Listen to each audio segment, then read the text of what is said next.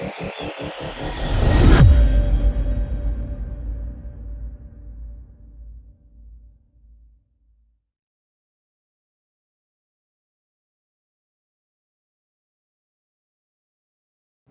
again, welcome back to Tex. Today it's going to be talk number 5.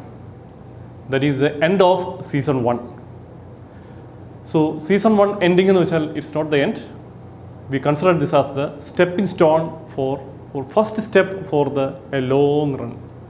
Okay. ഈ season 1-ൽ ഞങ്ങൾക്ക് എല്ലാവിധ സഹായങ്ങളും ചെയ്തു തന്ന SJCET മാനേജ്മെൻറ്റിനോടും അതോടൊപ്പം തന്നെ എൻ്റെ ഡിപ്പാർട്ട്മെൻറ്റിലെ എല്ലാ ഫെലോ മേറ്റ്സിനും ഞങ്ങളുടെ സ്റ്റുഡൻസിനും ആദ്യമായി ഞാൻ നന്ദി അറിയിച്ചു കൊള്ളുന്നു. ഈ ടെക്സ് ടോക്കിന് എല്ലാവിധ സപ്പോർട്ടും ചെയ്തു തരുന്ന നമ്മുടെ മാനേജ്മെൻറ്റിൻ്റെ ഏറ്റവും മുതിർന്ന ആളായ നമ്മുടെ SJCETയുടെ ചെയർമാൻ ഫാദർ ജോസഫ് മലയപ്പറമ്പിൽ നമ്മോടൊപ്പമുണ്ട്. നമുക്കൊരു നിമിഷം അദ്ദേഹത്തിൻ്റെ വാക്കുകൾക്കായി കാതോർക്കാം. Pala saint Joseph's college of engineering and technology ചുണ്ടച്ചേരിയിലുള്ള ഞങ്ങളുടെ കോളേജിൻ്റെ മെക്കാനിക്കൽ വിഭാഗം പുതുതായി ഒരു പ്രവർത്തന പദ്ധതിയിലേക്ക് കടന്നു വരികയാണ്. ടെക്സ് എന്നാണ് അതിൻ്റെ പേര്. സാങ്കേതിക വിദ്യാഭ്യാസം സാധാരണ ജനങ്ങളിലേക്ക് എത്തിക്കുന്നതിന് വേണ്ടി പ്രത്യേകമായി തയ്യാറാക്കിയിരിക്കുന്ന ഒരു പാഠ്യപദ്ധതിയാണിത്. കഥാരൂപത്തിൽ ശാസ്ത്രീയ പഠനങ്ങൾ സാധാരണ ജനങ്ങളിലേക്ക് പകർന്നു നൽകുവാൻ പര്യാപ്തമായ വിധത്തിലാണ് ഇത് ക്രമീകരിച്ചിരിക്കുന്നത്. ആ പാഠ്യപദ്ധതി കഴിഞ്ഞ 14-ാം തീയതി ഓഗസ്റ്റ് 14-ാം തീയതി ആരംഭിച്ചു. അതിൻ്റെ 5ാം ഭാഗത്തിലേക്ക് കടക്കുകയാണ്. തീർച്ചയായും കുട്ടികൾക്കും മുതിർന്നവർക്കും സാങ്കേതിക പരിജ്ഞാനം പകർന്നു നൽകുന്നതിൽ വളരെ പ്രധാനപ്പെട്ട ഒരു പങ്ക് ഇത് വഹിക്കുമെന്ന് ഞങ്ങൾ കരുതുകയാണ്. SJCETയുടെ ഈ നൂതന സംരംഭത്തിന് എല്ലാ ഭാഗങ്ങളും ആശംസിക്കുന്നു. ഇതുവഴി കൂടുതൽ ശാസ്ത്രജ്ഞാനം എല്ലാവർക്കും ലഭിക്കുന്നതിന് ഇടയാവട്ടെ എന്ന് ആഗ്രഹിക്കുന്നു. ഇതിന് നേതൃത്വം കൊടുക്കുന്ന SJCET മെക്കാനിക്കൽ വിഭാഗത്തിൻ്റെ എല്ലാ അംഗങ്ങളോടും പ്രത്യേകിച്ച് ജിൽ സാറിനോടും എൻ്റെ അഭിനന്ദനങ്ങളും ആശംസകളും അറിയിക്കുന്നു. അച്ഛൻ്റെ നന്മയുള്ള വാക്കുകൾക്ക് നന്ദി അറിയിച്ചു കൊള്ളുന്നു. So we are coming to the talk number 5. As the promo gives, which is the most widely used man-made material in the world? It is cement. So today we are having a person from a big cement industry. So he is an engineer. He is a very experienced person and he is one of the top leading guy in that industry. അദ്ദേഹത്തിന് തന്നെ ഏറ്റവും അടുത്ത സുഹൃത്തായിട്ടുള്ള സച്ചിൻ സാറിനെ നമ്മുടെ resource പേഴ്സണെ പറ്റി സംസാരിക്കുവാനായി ഞാൻ ക്ഷണിച്ചുകൊള്ളുന്നു. Good evening to all. Let me start with a warm welcome to all of you to the last talk of the beginning season. We started with limited resources and in a humble way we guessed that we could deliver the best. Knowledge sharing is a blessing and we believe in that blessing. Let me introduce today's speaker, Mr. Ravindra Baparao Kulkarni, who started as a graduate engineer trainee with Vasavadatta Cements, which is a BK Birla group of companies in the year 2000. He left the company as a senior engineer and joined Fujairah Cement Industries in the year 2005. Currently, he is the Senior Deputy Chief Engineer of the Mechanical Maintenance Division. He has a beautiful wife, Sakshi, and a beautiful daughter, Aditi. Let me welcome my best friend and my classmate, Ravindra Baparao Kulkarni. Good evening to all. Myself Ravindra B. Kulkarni. I'm a B graduate in mechanical engineering. I'm currently working in a Fujairah cement industry in United Arab Emirates as a senior deputy chief engineer. Fujairah cement industry is the second largest cement factory in UAE and it has 2 lines. of 4500 TPD and second 7500 TPD line. And I joined this company in 2005 as a mechanical engineer, and I served this company till now. And in the span of 15 years, I worked as a project engineer for the 7500 TPD plant, and now I am looking the same plant as a maintenance head. I started my career in cement industry in the year 2000. I joined as a graduate engineer trainee in a BK Birla group of companies, and I served that company for 4.5 years, and later on I joined this company. And this is about my career growth and about the present cement factory. Okay, and today I'm here in front of you because I want to say something about continuous process industries. Up to my knowledge or whatever I have knowledge, so I will share with you. So let's start with the continuous process industry.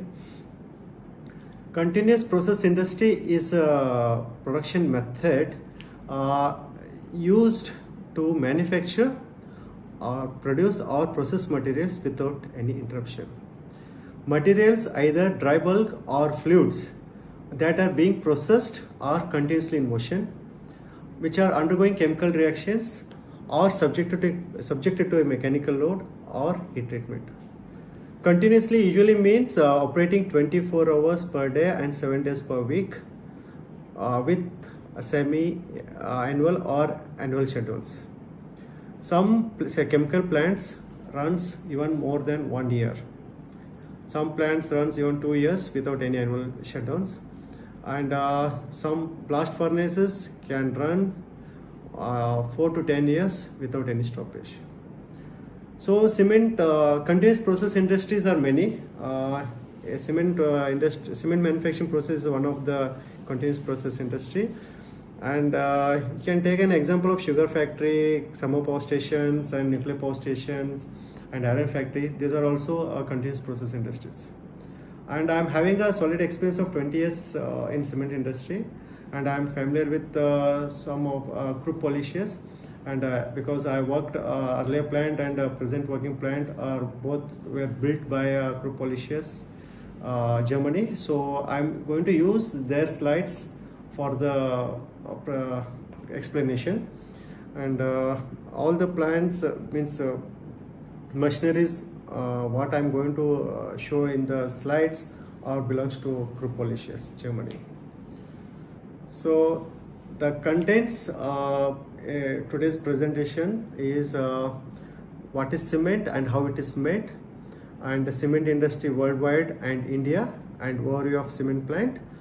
And after that the process starts, crushers and blending bed, then grinding systems, pyroprocessing system, then cement manufacturing and storage, and last laboratory automation and plant control system. So what is cement? How it is made? The cement manufacture begins with the mining limestone and clay. The raw materials like limestone and along with additives are ground to a fine powder called raw mill, which is then heated to a sintering temperature of 1450 degrees centigrade in cement kiln. I will explain later about the kiln. The cooked material which is come from the kiln is called clinker, which is rounded in noodles, in the form of noodles, sizing varying from 1 to 25 mm. The cooked clinker, which is from the kiln, again it is ground into a mill to a fine powder along with the gypsum. That is called cement. We are adding gypsum here as an impurity, which is byproduct of glass, and we are using as a impurity because to increase the setting time of a cement. Here are some common types of cement. So ordinary Portland cement, Portland pozzolan cement, Portland slag cement, sulfate resistant cement, high alumina cement, Vasnier cement, oil well cement, white Portland cement, colored cement, and waterproof cement. Here number 8 and 9 are the product of white cement. The process is entirely different from grey cement. All other cements are grey cement. You might have heard about 43 and 53 grade cement also. So this 43-53 grade indicates the compressive strength after attending the cement after curing of 28 days or 30 days. So cement industry worldwide and in India. Cement, top 5 cement producing nations. The China is the highest among all the nations. As per the records in 2019, have a look on the slides. 2,200 million metric ton produced in 2019, whereas in India 320 million tons in 2019. Remaining you can have a look on this slide. And the global top 10 cement manufacturers in the world are CNBM is from China, Buji Inisim, Ultratech Cement from India, Conch is again from China, Lafarge Holcim is from Denmark, and Heidelberg Cement from Germany. Some are Cemex, Intercement, and CRH. These are also cement manufacturers. These are the top 10 cement manufacturers. Indian cement industry are expected to produce 400 million tons by 2024. And region-wise cement capacity all over India spread. North India is 104 cement factories are there. Central India 62, East India 94, West India is 68, South India 181. 210 are the large cement plants are there in India. Large cement plants means the capacity starts with 5,000 TPD to 10,000 TPD, and remaining 200 cement plants are less than 5,000 capacities. You can say small scale, small producing capacity. Top 10 cement manufacturers in India: ACC, Ambuja Cement, BK Birla Group of Companies, JK Lakshmi, JSW, India Cement, JK Cement, then Ultratech Cement, Wonder Cement, Ramco Cement, that is also called Madras Cement. Then the cement plants, this is about the cement plants, and who are the manufacturers, machineries for the cement plants. Here the major global cement plant manufacturers in the world is Polyscious and ThyssenKrupp from Germany, Pfeiffer is again from Germany, FL Smith from Denmark, and Loesche from again Germany, but they are not giving entire plant, they are giving only grinding systems. And KHD Humboldt, they also can supply the entire plant, and Sinoma from China, they can also supply the entire plant. Now the cement manufacture processing. Now we'll start with the cement manufacturing process. Cement manufacturing process starts with the crushing, then intermediate storage, mixing, grinding, homogenizing, preheater, rotary kiln, burner, clinker cooler, cement mill, separator, and cement cooler. In cement manufacturing process, there are 3 stages. One is raw material preparation, then clinker production, and cement production. Raw material preparation starts from crusher to the grinding system. Clinker production starts with the preheating to the clinkerization. Cement production starts with clinker grinding to the cement manufacturing and packaging. You can see the cement plant. This is our factory, Fujairah Cement Factory, located in Fujairah, city called Dibba. Here you can see the large tower is called preheater tower. It's around 120 meter height, and you can see the coverage of the cement plant. It's in terms of kilometers. So it's covering around 10 kilometers square almost. So it is spread like this. And here another cement factory which is located in Russell Khaimah. It's our neighbor cement factory. And here is another way of cement factory.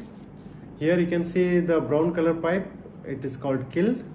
The kill diameter is varying from 4.5 to 6 meter even, and the length is around 50 to 80 meter long. And you can see the preheater tower, and the front of the preheater tower, the ducting M-shaped, that is called a pre-calciner, and I will explain about the pre-calciner in later slides. And the two parallel ducts which are going from kiln outlet to the preheater is called tertiary air duct, which carries the hot gases from the kiln outlet and give to the preheater.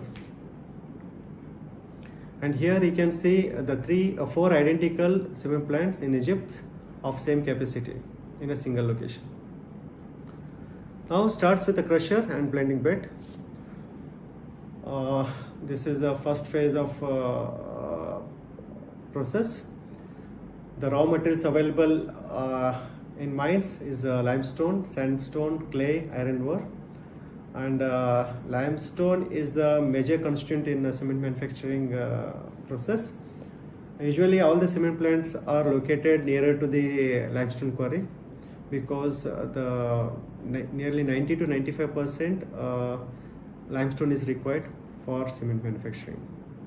To avoid major expenses in transport, all the plants are located nearer to the limestone. And other additives like clay, sandstone, iron ore, we can import from other nations or neighbor countries.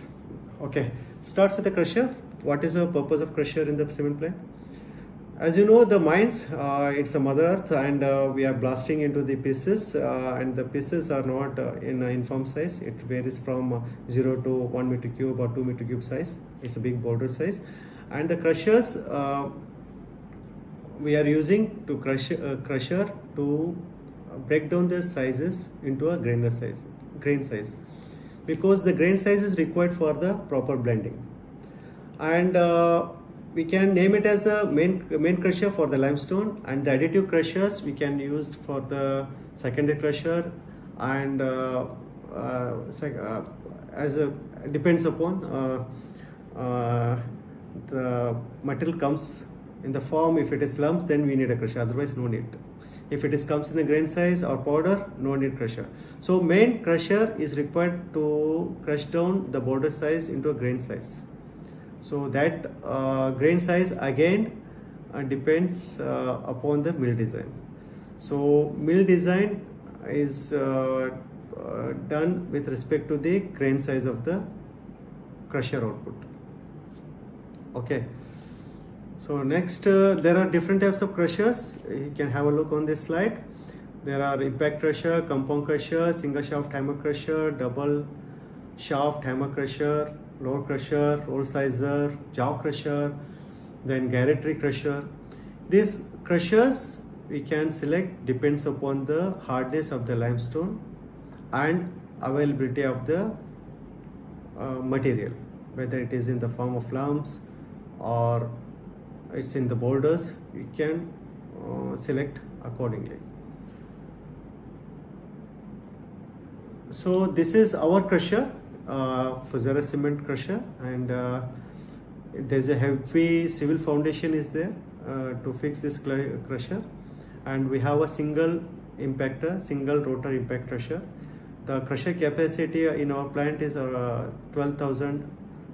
It's 1200 TPH, 1200 tons per hour it can crush. The feed size to the crusher is around 0 to 2 meter cube of boulders you can feed into the crusher, and this crusher can crush the material from boulder size to 80 mm size. And the crushed material to be conveyed to the blending bed, and here we are using a belt conveyors to transport the material from crusher to the blending bed. Just have a look the picture of the conveyors.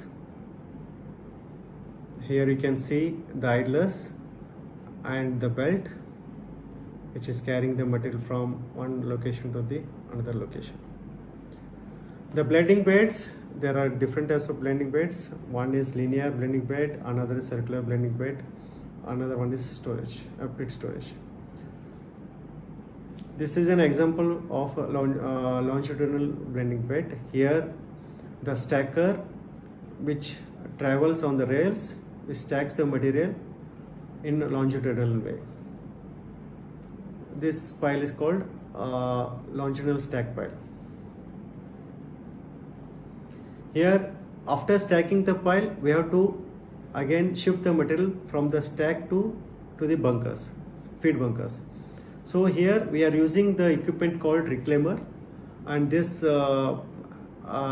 frame called harrow, which is resting on the pile, where it scraps the material, and due to scrapping the material will slide down on the pile, and it will come in the scrapper conveyor, and the scrapper conveyor feeds the material to the bunkers via belt conveyors. This is, you can see the circular pile, the stacking of materials in a circular way, and this is another name is called continuous pile, because it is not having any ends, because one side the reclaimer scraping the material, another side the stacker stacking the material. So it is also called a continuous pile. You can see how big it is. It is a 100-meter diameter dome is there. In the dome we are stacking around 50,000 to 100,000 even capacity of limestone. Now let's talk about the grinding system. Now after crushing, now we are moving to a grinding system. In the grinding system, what we are doing, we are taking the crushed material from the crusher and mixing with the additive, and whole mixture we are feeding to a conveyor by means of wave feeder with the dosing system, and that whole raw mixture is ground in a mill to a fine powder. You can see that fine powder, it is called raw mill, and the raw mill particle size is 12 to 15% 90 micron size. Means you can allow 12 to 15% 90 micron size in 1 cm cube of raw mill. Means you can just imagine the fineness of the raw mill. It is almost like a talcum powder.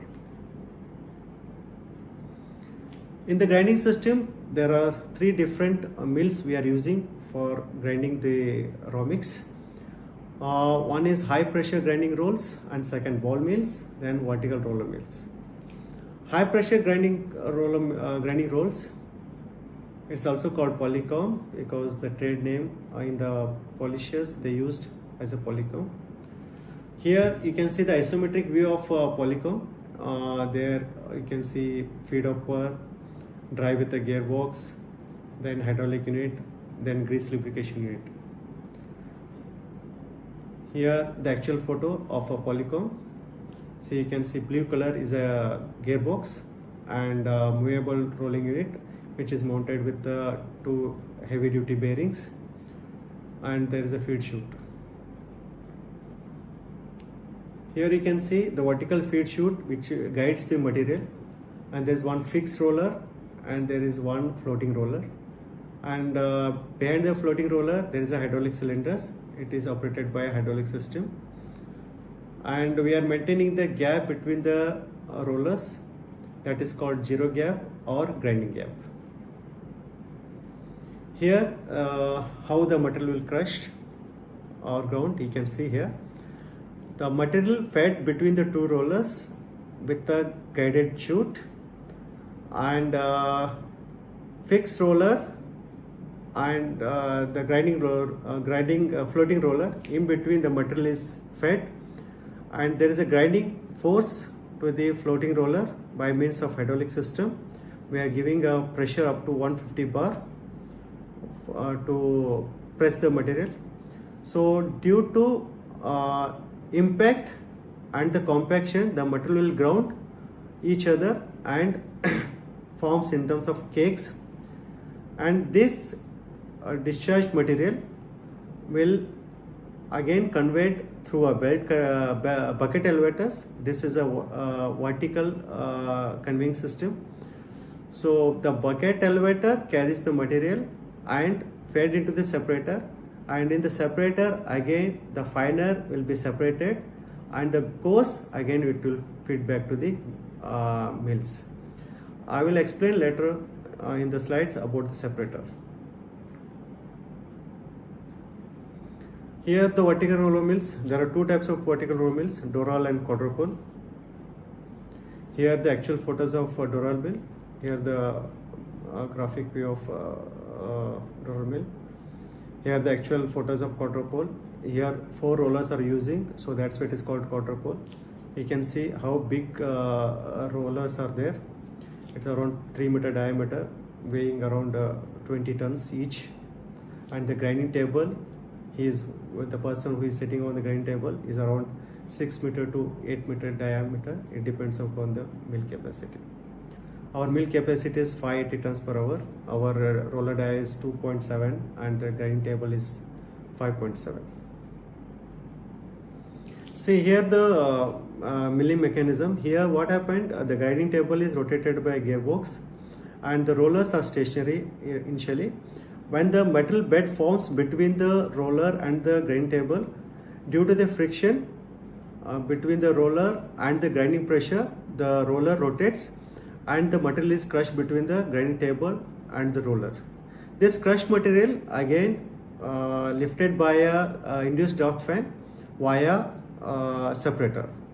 In the separator again the material will separate. The finer will be carried through a stream of gas and it is separated in the cyclone, and later on it is conveyed through a belt bucket elevator and it will feed into the raw mill silo. That will I explain later on. And here the material is grind purely because of the pressure and the friction. This is the parts of the Doral mill. Have a look on this. The orange color are the roller base, and yellow color is the grinding table, and on the top there is a separator that I told you, and there is a hydraulic system which gives the pressure to the material.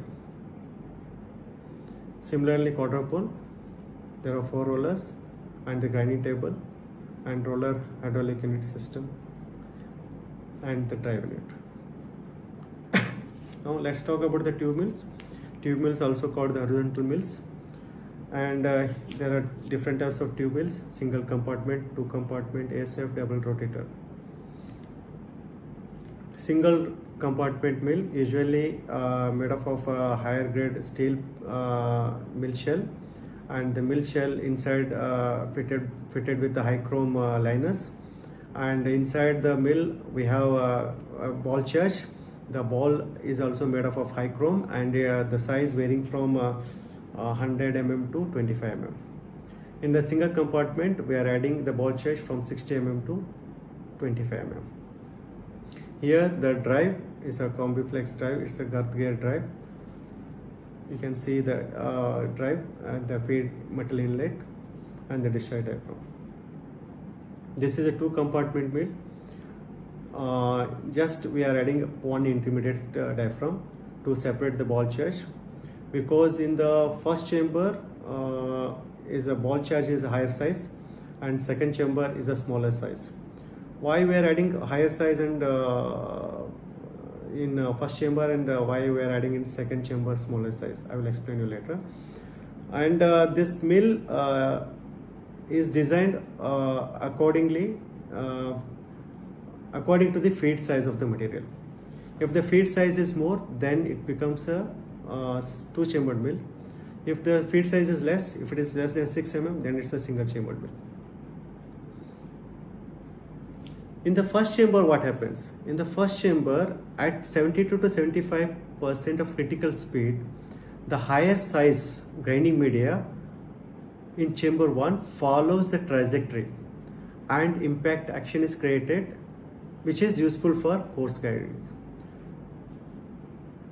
And in second chamber, the media in second chamber is a smaller in size and rolls over the coarse particle, and it finds, and the metal is ground to fineness. fines because of the cascading effect. So this I will explain in the next slide. The schematic function of the ball grinding. Here you can see the first chamber, there is a cataract movement where the grinding because of impact and the friction. And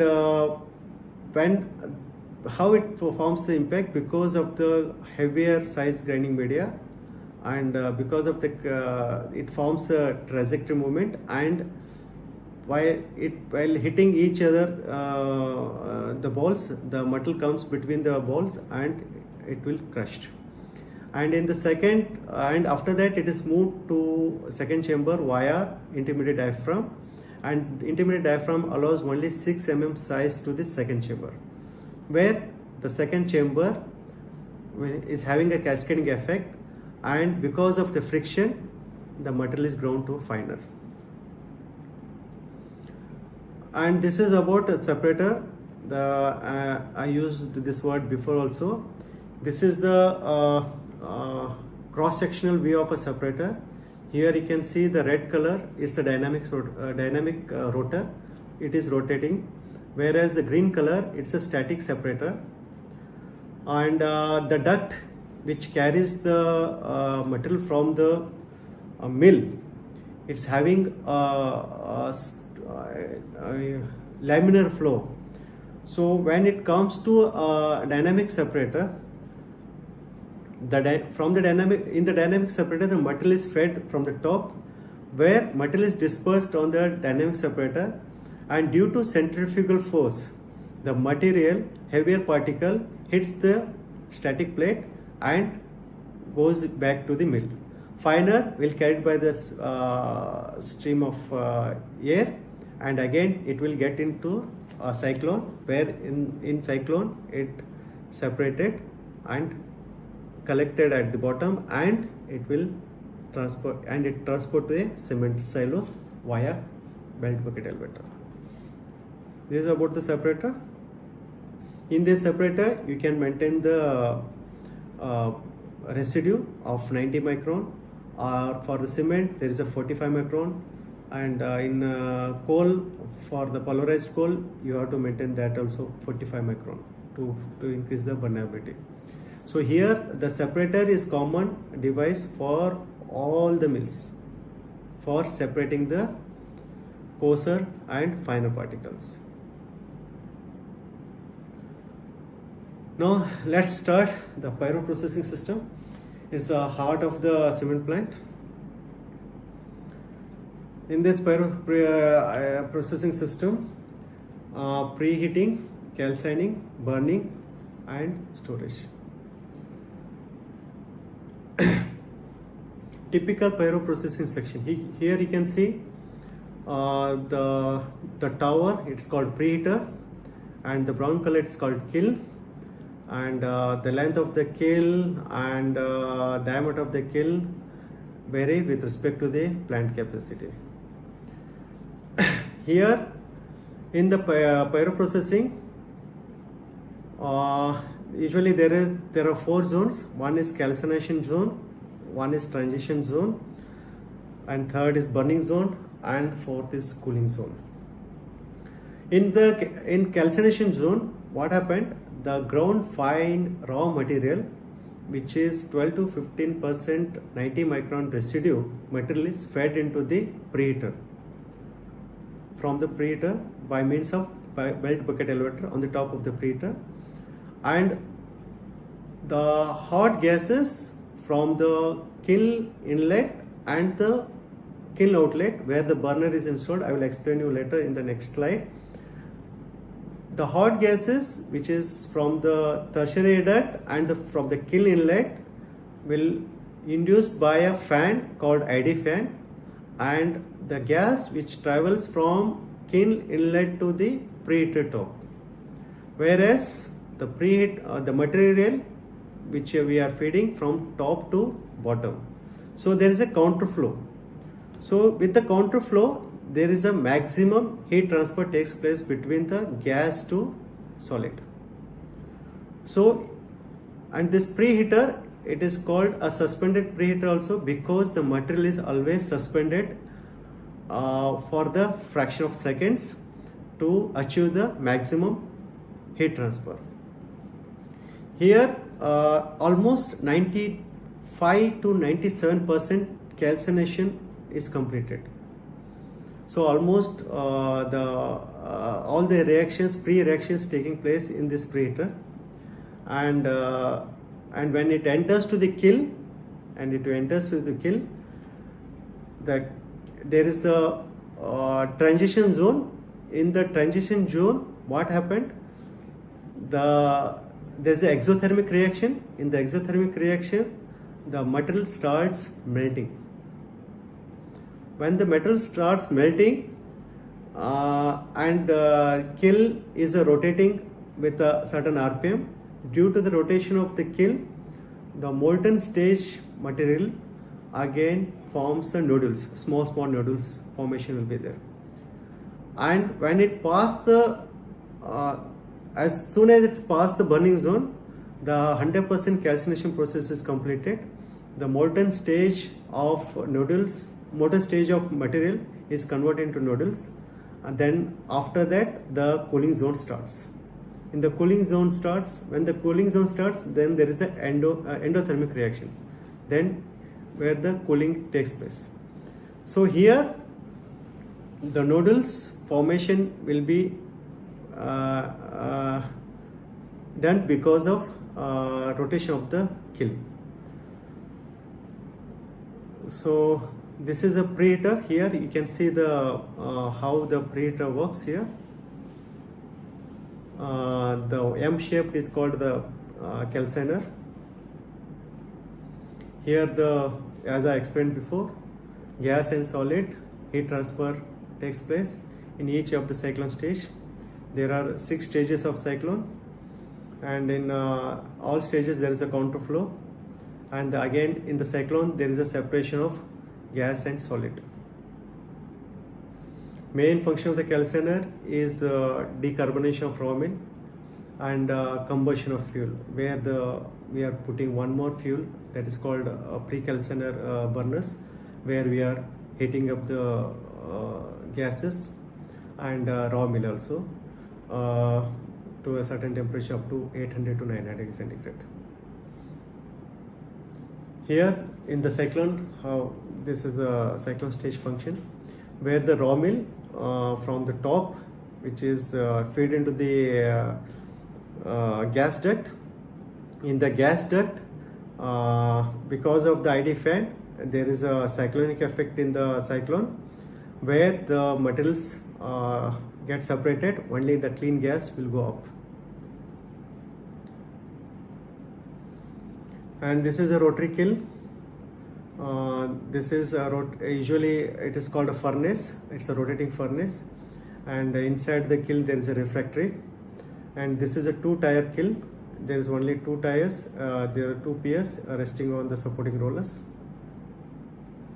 And this is an example of 3-tier kiln.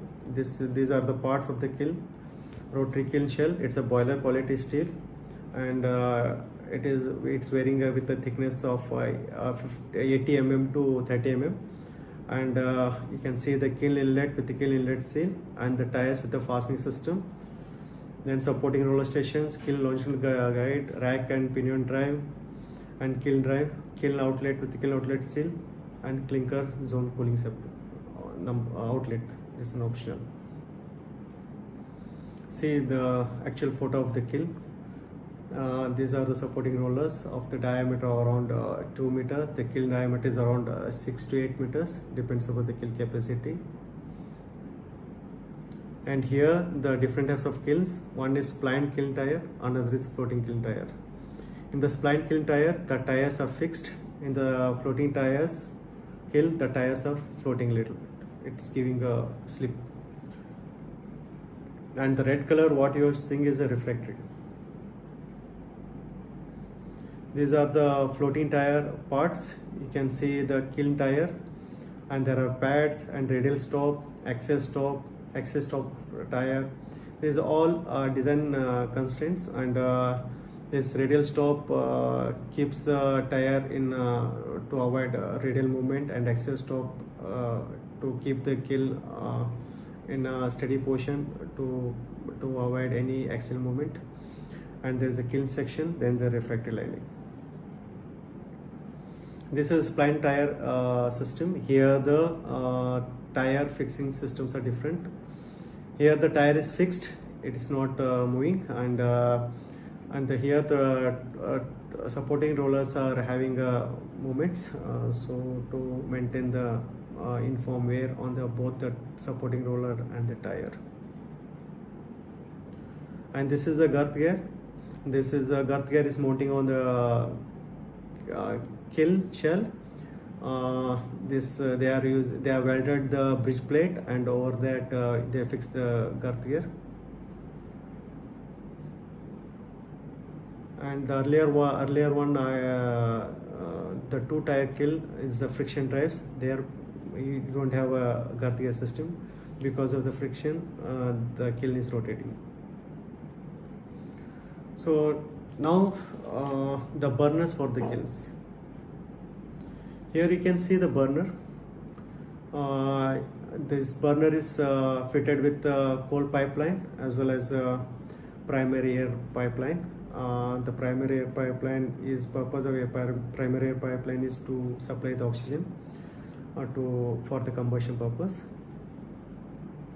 You can see the burner tip, where you can see the outer burner pipe, and there are no nozzles, and there is a coal channel and the ignition device. Then there is an oil gun, then the flame sensor, fuel pipe. See, the ignition device is something like a lighter, and the oil gun where we are firing with initially diesel, and after ignition the diesel catches the fire, and from the nozzle we are pumping the air that I called you primary air fan. We are supplying the oxygen, and from the coal channel, the pulverized coal is coming. It's also fine powder with a 10 to 11% of 45 micron coal, which is coming from this channel. And you can use there's a fuel pipe. We can use the alternative fuel also in this burner pipe. Here you can see the flame. You can adjust by adjusting the nozzles. You can adjust the nozzles with respect to your flame intensity. You can make a longer flame also, a shorter flame also, by adjusting the nozzles by means of hydraulic system. The next is clinker cooler. This is a cross section of clinker cooler schematic drawing. Here you can see the fans, centrifugal fans, and the hot clinker falling in the cooler, grate cooler. This is an example of reciprocating grate cooler, and this is a latest design polytrack cooler with the conveying tracks. How it works, because here the grate coolers, it's made up of stainless steel plates, and there the green color is an aeration plate, where you are using centrifugal fans to pump the atmospheric air to cool the clinker. And the red color is a reciprocating plate. It is operated by means of hydraulic girder, hydraulic system, or you can say cam system also you can use. And earlier we are using the cam system, but now technology is upgraded. Now we are using a hydraulic system, in that you can control the grate movements also. So second one is polytrack cooler. There we have a conveying element and the static aeration grate. In the static aeration grate, we are the air which by the atmospheric air, cooled air we are using to cool the clinker using centrifugal fans. And these fans are gives a great pressure under the grate cooler, and with the with the chamber we will get a uniform air distribution, and with respect to that we will get a uniform cooling all over the grate cooler. This is a clinker in the cooler, in the grate cooler, and this is a stockpile. After cooling from 1450 degrees centigrade to 100 degrees centigrade, or less than 100 degrees centigrade is so possible, but maximum is 100 degrees centigrade. Up to 100 you can cool, and it is conveyed through a steel pan conveyor, and it will stocked in the stockpile. And last is the cement manufacturing. After the clinker, we are storing in the clinker storage, and that we are allowing the clinker to further to cool. Then this clinker again feed through conveyors into the bunkers, and the bunker again we are dosing the clinker along with the gypsum with the required ratio and feeding into the mills. We are having a two-chambered mill. In that cement, in the first chamber we are having a cataract movement. In that due to impact, the clinker sizes come down to 6 mm, and 6 mm size again transport to the intermediate media to the second chamber, where the grinding media is smaller size grinding media, where the cascading effect takes place, and there we are getting a finer powder that is called cement. It's having a plane of 3300 to 3500. Means all the grades of cement depends upon the residue. Suppose if you want a higher strength cement, then you have to grind further finer, keeping smaller residue in percentage. So this is about the cement manufacturing, and the ball mills we can use for cement grinding, as well as cold grinding, as well as raw mill grinding. It depends upon the size what you are going to feed in the ball mills. So this is about the cement grinding, and the ground cement again we are this is a modern cement mill. You can see this is a double chambered mill, and the ground cement again we are conveying through a belt bucket elevator. This is another type of conveying system, vertically transfer the material from ground to the top, and will store the cement in the cement silos. You can make the varieties of cements, and you can store different silos. And with respect to the customer requirement, you can make either backpacking, or you can sell the bulk also. And you can have a cement silos nearby the seashore in the harbor stations also, where you can ship the loose cement in the ship tankers and export the cement to the neighbor countries. Last but not the least, about the laboratory automation and the plant control system. Laboratory automation system, why it is required?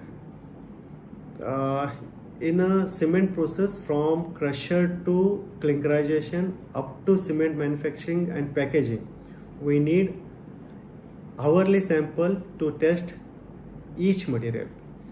In the crusher, what happens after crushing? There are online analyzers that will measure the LSF of the material, and it will stored in the blending bed. And in the second process, from the blending bed, we are feeding to the bunkers for the grinding the raw mix. In the raw mix, we are adding limestone, additive, as well as bauxite or laterite, depends upon the production requirement. And this production department will observe the quality of the ground raw meal, and with respect to that, again it will instruct the operators to operate with the certain changes. See, in this raw meal we are taking as a sample, and hourly basis and testing in a laboratory. There are X-ray machines are there. In that, each raw milk sample is tested, and in the raw milk sample will come to all the chemical compositions and percentage of chemicals, and with respect to that, then the changes takes place. So to maintain uniform quality and uniform production without any interruption, we need a lab to analyze the material by taking the samples. Similarly, coal also can be tested on hourly basis. Each and every mill outlet system is having a material sampler. It will be collected hourly basis. That samples are analyzed in the laboratory. So now move to a plant process control system. It is nothing but a driver's seat of all the plant equipments. From here, the operator operates crusher, grinding mills and kiln, and cement mills and packaging, everything. So CCR is having in a plant processing control system, 90% is cement plant is 90% is a mechanical system, and each mechanical system is controlled by a control system by taking the parameters of an equipment, health equipment, by installing the sensors, vibration sensors, temperature sensors, flow sensors. So we'll take the parameters for controlling the equipments, and also for the process also. Draft and feed, tonnage, everything will be indicated in the control system. Operator around the clock, in 3 shifts, the operators works and maintain the process continuously. And this is about the process control system, and that's all about the cement manufacturing process. If you have any questions related to any equipment, or you have any doubt, please ask me. And I want to say about cement. In a cement industry, there are different departments are working, and I'll just tell you some of we are the service department. Mechanical department is a service department, and there are electrical departments, instrumentation department, then production department.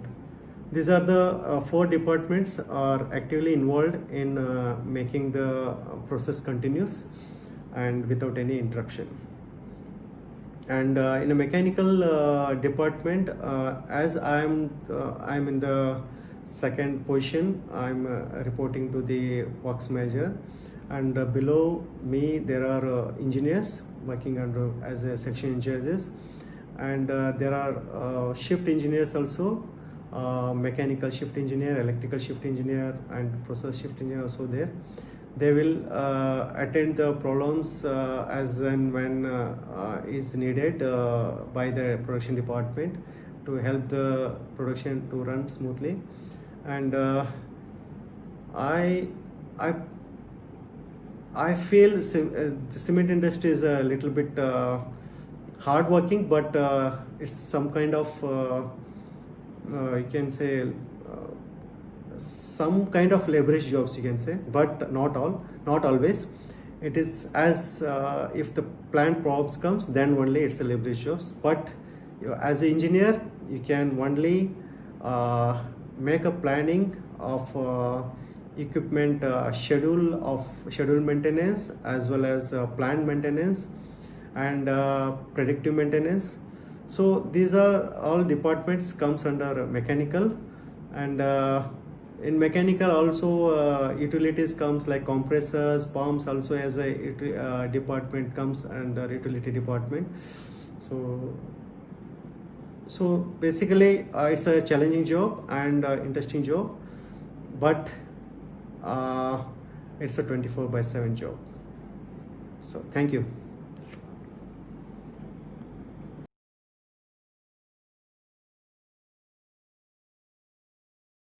Thank you, Mr. Ravi, for the nice presentation. So you can see his engineering knowledge and his depth of knowledge in the relevant field. So for the view of participants, let me tell you that this is what a continuous process industry. Okay, so this is what happened. So now it's the time for the queries, and Mr. Ravi is available. I think Mr. Ravi. Ravi, can you hear us? Yeah. Okay. Okay, so thank you for your presentation. There are a few questions in the chat box. Anyway, before going to that chat box questions, let me ask a question from my side. Yeah. Okay, can you just give some insight to the career opportunities for a BTech graduate in cement industry? Yeah, there are opportunities are there in the cement industries, but it's nowadays the young people, they don't like to join cement industries usually because it's a very hard job, hard kind of job, and it's leverage jobs and needs a little hard working and to walk all around the equipments in in the open area. So there are heat areas. So I don't usually this kind of things are there, but career opportunities are there. Nowadays, due to modernization, due to modernization, the complete plant is automated now. So now it needs only planning and predictive and preventive maintenance. So it's also white collar kind of jobs. So I can tell all the people you can join cement industries. It's not like before. So it's a very interesting job, and you can find complete mechanical engineering in cement industry. Okay. Thank you. Okay, now we'll move to the chat box questions. Yeah. First question from Timothy. What is the difference between gray cement and white cement? So that's the first. Actually, there is no much difference. It's only because of the color. And the white cement is usually used for the beautification, and the gray cement is having a little bit stronger cement than the white cement, and it's having a different kind of constituents like iron and chrome is silica extra chemicals are there in the white gray cement. Whereas in the white cement, not much additives. It's only a light chalk, some kind of metals are there. Usually, the white cements are used for only beautifications. Okay. So next question processing is totally different from the gray cement. It's I never worked in white cement. I don't know the process exactly, but the difference I know only. That's it. Okay.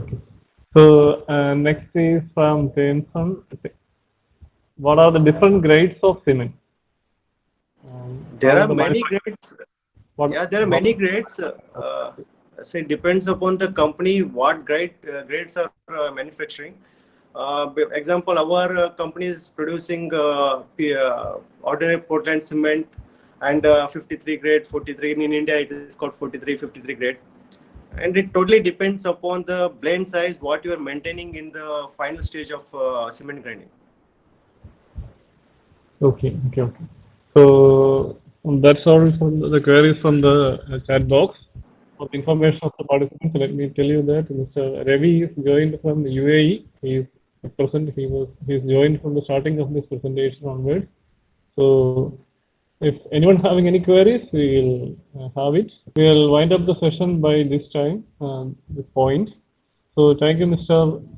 Ravi, for your kind participation and cooperation. And while we contacted him, he was very cooperative, and because of his busyness only in between the time schedule has changed.